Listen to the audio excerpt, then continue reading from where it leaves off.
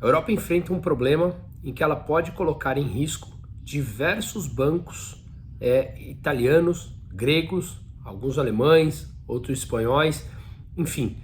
Muitos desses bancos precisam devolver empréstimos que foram tomados no período da pandemia a taxas extremamente baixas. Dois pontos. Por que essas taxas estavam extremamente baixas? Quais as consequências dessas intervenções que mantiveram as taxas baixas durante muito tempo? E o que isso pode levar? Será que um problema crítico de bancos na zona do euro? Ou algo que será superado por um tempo, com mais da solução que leva ao problema, para postergar esse tamanho de dívida que os bancos têm com o Banco Central Europeu e jogar para diante uma crise que é inevitável? Esse é o ponto que eu quero trazer aqui nesse vídeo. Mas antes, se você gosta do conteúdo que a gente publica aqui, por favor, compartilhe, se inscreva no canal, porque realmente me ajuda aqui diariamente. Bom, vamos lá primeiro falar do que aconteceu na última década e mais especificamente durante os últimos 2 anos da pandemia.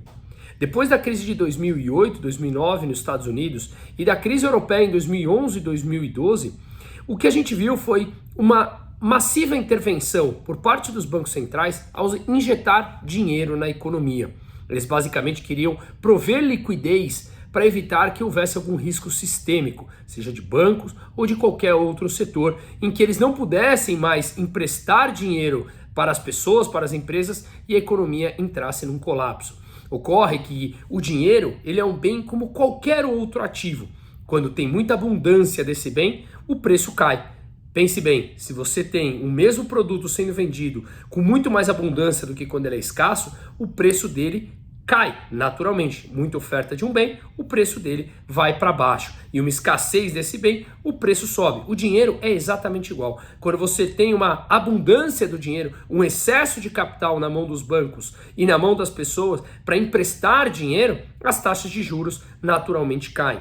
E a taxa de juros nada mais é do que o preço do dinheiro. Se eu te vendo esse moletom por R$200, estamos dizendo nesse acordo voluntário entre as partes que o preço do moletom são R$200. Quando eu te empresto um dinheiro e te cobro um juros por isso, eu estou traçando o preço do dinheiro. Portanto, os juros nada mais é do que o preço estabelecido pelo dinheiro. Se uma abundância de dinheiro faz com que o preço dele caia, portanto, o que a gente vê é um juros em queda. Quando a gente tem um juros forçosamente em queda, por conta dessa injeção de dinheiro, é como se ligassem uma máquina de imprimir e injetasse dinheiro nos bancos para emprestar às pessoas, e pior, durante a pandemia, esse dinheiro foi dado na mão das pessoas literalmente, o que acontece é que a gente vê um poder de consumo maior dessas pessoas, eles consomem mais, os preços dos ativos sobem. A consequência da desvalorização da moeda, por conta da abundância dela, nada mais é do que a inflação. Então, esse processo de injetar dinheiro nas economias, sim, ela surte um efeito de curto prazo de dar um respiro nas economias do mundo. O que acontece é que ela leva, num processo de médio a longo prazo, a uma inflação. Então, quando os bancos centrais colocam dinheiro forçoso nessa economia, mantêm as taxas de juros artificialmente baixas, por conta dessa injeção de capital, o que acontece é que estimula, incentiva as pessoas e as empresas a tomarem capital emprestado. Afinal de contas, os bancos estão emprestando a uma taxa tão irrisória que vale a pena você tomar emprestado e não utilizar o seu caixa. As pessoas se endividam, as empresas se endividam, tomam empréstimos e acontece que elas consomem muito e isso vai gerar algum tipo de bolha, seja de bolha no mercado imobiliário, seja de bolha em ativos financeiros, seja de bolha de preços de produtos ou serviços que nós consumimos. Uma demanda muito grande leva à alta dos preços até que essa bolha estoura. Isso aconteceu, para ser já mais recente na história, nos Estados Unidos, no final da década de 20, quando teve a quebra da Bolsa Americana, o que tinha acontecido, essa bolha durante os anos 20. Aconteceu no Japão até os anos 80, no final da década, quando ele quebrou. Aconteceu também nos Estados Unidos em 2008, na Europa em 2011 e no mundo inteiro agora durante a era da pandemia. Então, essas taxas de juros artificialmente baixas levam a um consumo e um endividamento maior. Em algum momento essa bolha estoura e a bolha, ao estourar, as empresas precisam ajustar o seu caixa, ajustar os seus custos, e isso leva a pessoas perdendo emprego e a economia, obviamente, entrando em recessão. Isso acontece nos últimos 100 anos, mas nunca olhamos a causa, ou melhor, os políticos sabem disso, mas preferem manter essa solução, afinal de contas, essa solução ela é popularmente mais bem aceita. Uma pessoa está se afogando, você vai lá e dá essa boia para ele em troca de 10 boias lá na frente. Então a pessoa jamais aprende a nadar e você fica eternamente dependente dessas boias, achando que é a única solução.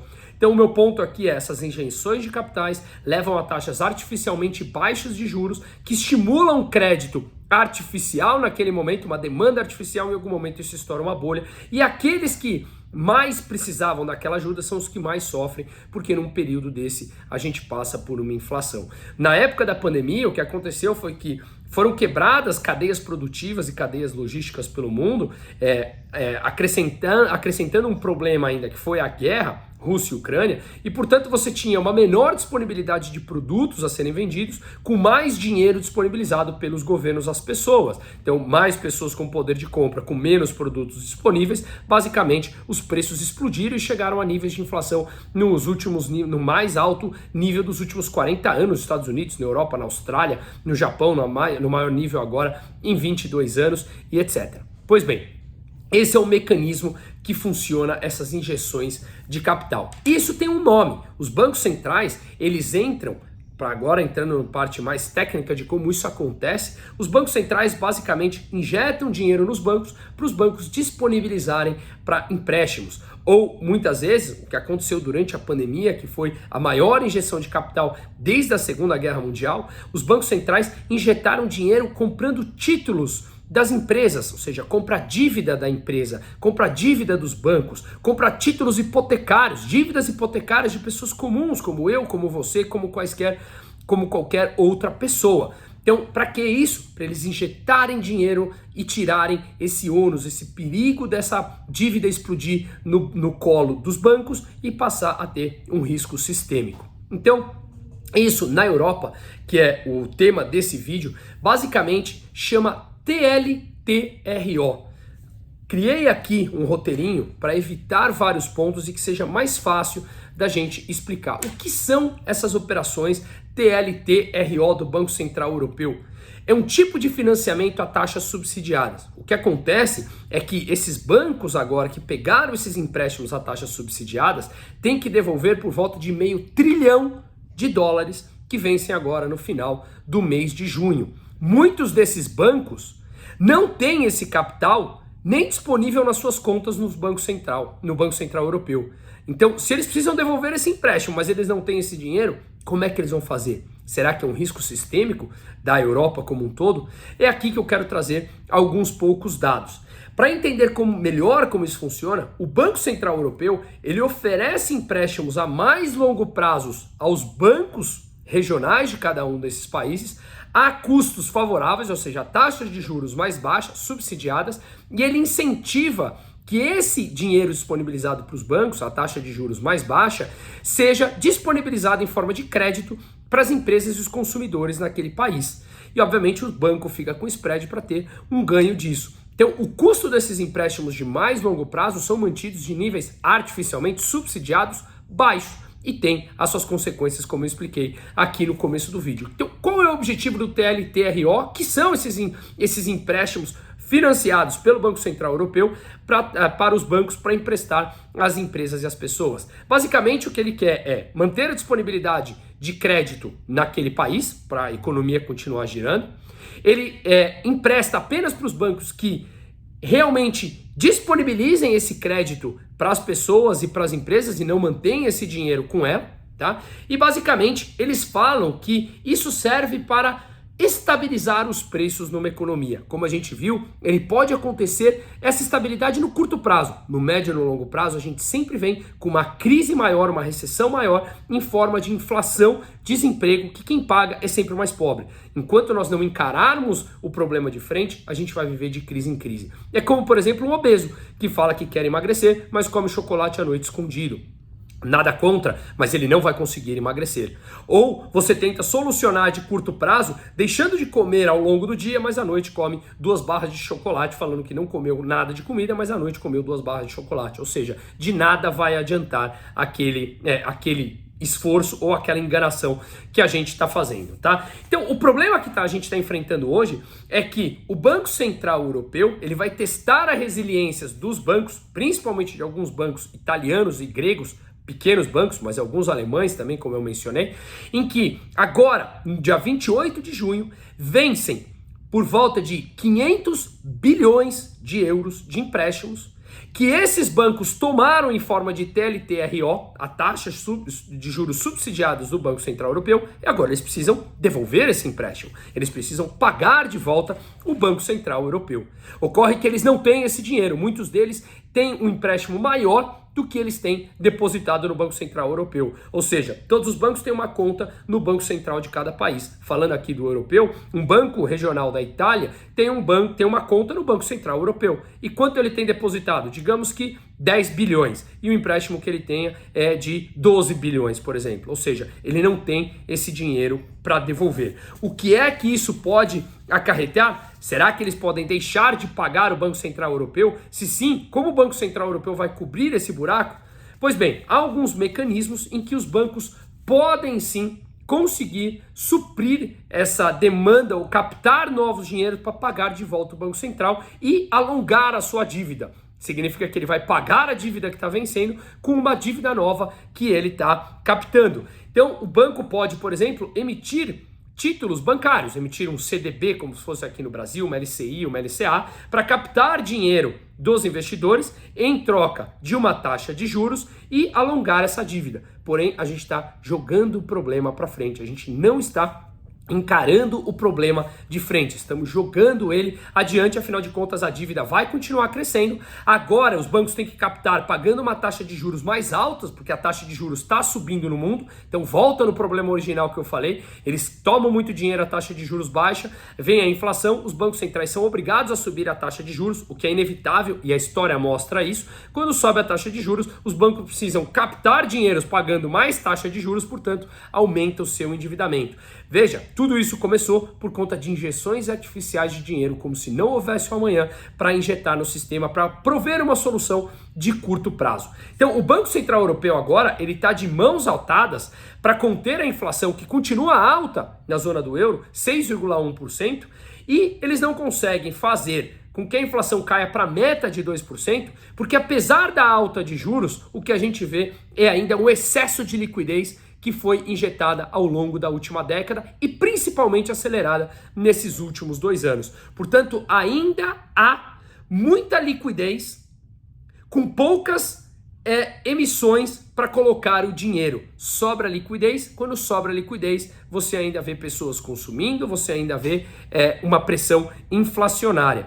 Né? Então esse é um problema que o mundo como um todo está enfrentando, os Estados Unidos com taxas de inflação também o dobro da meta de 2% deles. Veja, todas as taxas de juros já caíram bastante frente ao pico que foi em 2022, mas o que a gente vê são commodities que caíram, países à beira de recessão, a Alemanha já em recessão técnica, a zona do euro já em recessão técnica, caindo o PIB em 2 trimestres, mas ainda, no meu entender, tem muito mais por vir, pelo fato de ainda termos muita liquidez no sistema que foi injetada ao longo desses últimos anos. Por isso que os banqueiros centrais têm dito que o núcleo da inflação, ou seja, o montante de inflação nesses países, quando tira o preço de alimentos e energia, esse é o núcleo da inflação, continua disseminado por todos os preços e por todas as indústrias da economia.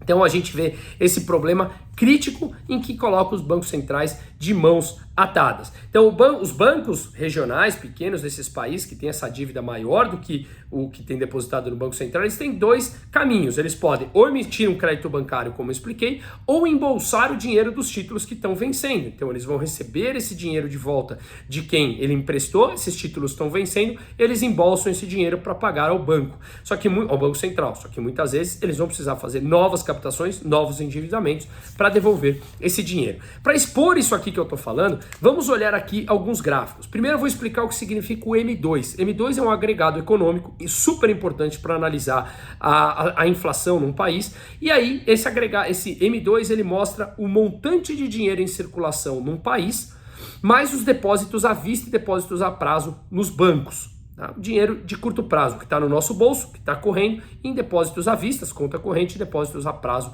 nos bancos. Tá? Pois bem, o primeiro gráfico que eu vou colocar aqui é o da zona do euro. Veja como cresceu, principalmente a partir de 2020. O que temos aqui mostra um dado que é por volta de 15,1 trilhões de euros em circulação na zona do euro. Mas veja, durante o começo da pandemia, nós estávamos com 12 trilhões. Cresceu de 12 para 15 trilhões até o pico. Tá? Veja que começou a cair. A gente vê esse piquinho de queda na ponta do gráfico aqui ao lado direito, mas ainda muito acima do que estava pré-pandemia. Isso mostra como a zona do euro injetou dinheiro no sistema, principalmente depois de 2020, apesar de ter vindo crescendo bastante desde 2010, 2011, quando foi a crise da quebra bancária, da quebra da zona do euro, principalmente com Grécia, Itália, Espanha e etc. Tá? Pois bem, vamos olhar um pouquinho mais agora. O M2 dos Estados Unidos. Também a gente vê na ponta direita que já começou a cair, ou seja, o Banco Central americano já começou a tirar o dinheiro em circulação, mas ainda está em mais de 21 trilhões, ou seja, bem acima do que a gente vê pré-pandemia. E veja como ele cresceu desde 2020. Tá? Vamos olhar também aqui o do Brasil. Se nós olharmos agora, a gente vê também um crescimento exponencial, principalmente depois de 2020. Na crise de 2008, 2009, também vemos que no gráfico uma embicada para cima, um crescimento. A curva se acelerou muito depois de 2010 e tomou uma proporção muito grande em 2020, principalmente por conta de injeção dos auxílios emergenciais na pandemia. Mas também um dado que cresceu bastante. Vemos no México, outro emergente, que também tem mais de 12 trilhões de pesos mexicanos em circulação e como ele cresceu no período de 2020.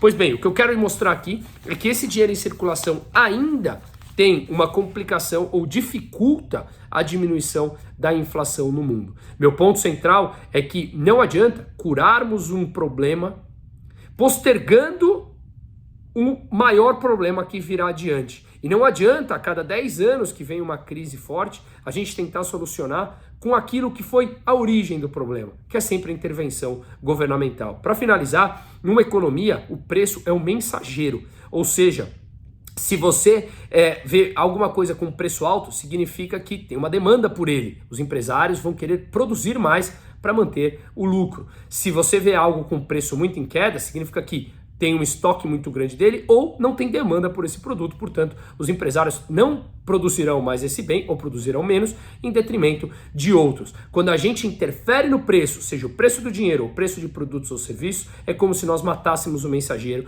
e a economia fica completamente perdida. Não existe a possibilidade de ter nenhum centralizador que determine a oferta e a demanda das pessoas. O conhecimento é disperso, cada dia nós queremos uma coisa, as pessoas desenvolvem novas tecnologias e, portanto, não dá para um centralizador, um Estado ou um burocrata determinar o que nós vamos querer amanhã e, portanto, quando eles determinam o preço ou interferem no preço, isso causa desajustes muito grandes na economia e deixa as pessoas, os empreendedores, completamente cegos e isso mata o processo econômico e o processo empresarial, que é o que sustenta o crescimento da produtividade e geração de renda num país. Enquanto acreditarmos que um Estado interventor é a solução, passaremos de crise em crise e a cada década uma crise maior.